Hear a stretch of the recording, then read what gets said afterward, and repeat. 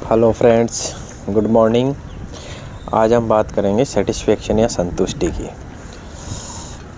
आज के टाइम में मैक्सिमम लोगों के पास में इसकी कमी है, जिसके कई कारण हैं। पहले बात करते हैं कि संतुष्टि होती क्या है।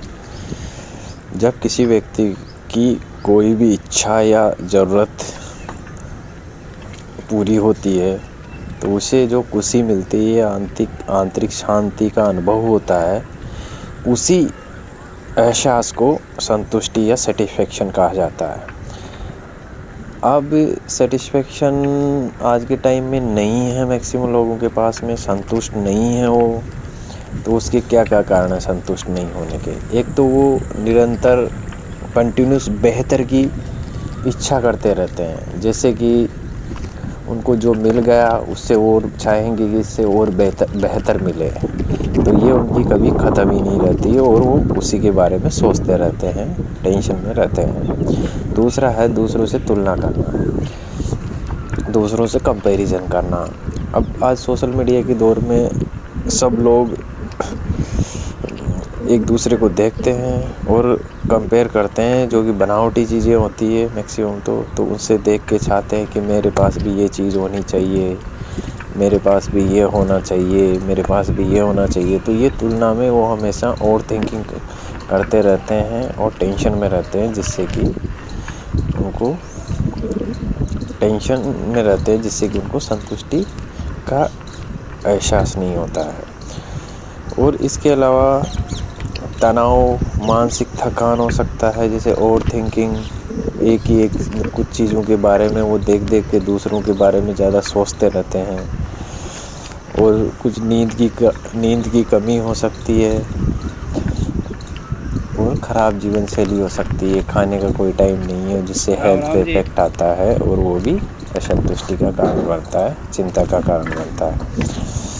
अब जीवन में कैसे संतुष्टि या सेटिस्फेक्शन को अप्रोच कर सकते हैं, तो इसके लिए सबसे ज़रूरी है कि डेली अपने को जो अपने पास है उसके प्रति ईश्वर से आभार व्यक्त करना है।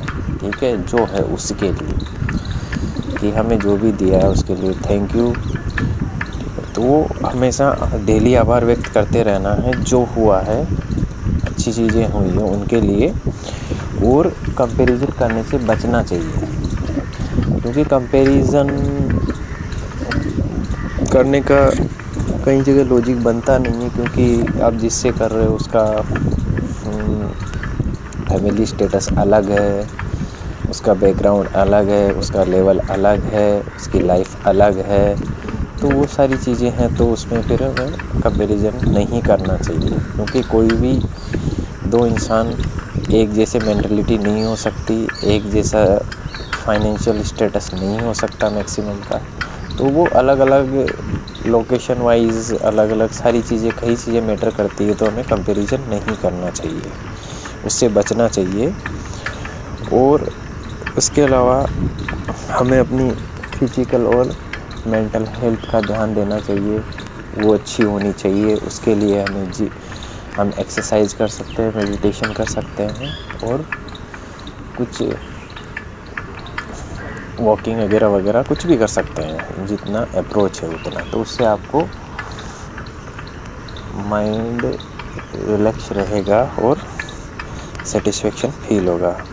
उसके अलावा आप कुछ आंतरिक लक्ष्य भी निर्धारित कर सकते हैं, जैसे कुछ इसके बाहरी जीवन के अलावा, धन संचय, इनके अलावा क्या आंतरिक लक्ष्य निर्धारित कर सकते हैं। कुछ नया सीख सकते हैं डेली, या कुछ दूसरों के प्रति दयालु बने, दूसरों के प्रति कुछ ऐसा काम करें, जैसे कि आप पेड़ पौधे लगा सकते हैं, या पक्षियों को दाना डाल सकते हैं, पानी डाल सकते हैं, और पशुओं को चारा डाल सकते हैं। तो ऐसे काम करने से मन को शांति मिलती है, क्योंकि इनमें कोई स्वार्थ नहीं होता है, क्योंकि हम इससे कुछ रिटर्न की उम्मीद नहीं करते हैं। तो ये वो सारी चीज़ें हैं। और हमें एक पर्याप्त को परिभाषित करना चाहिए।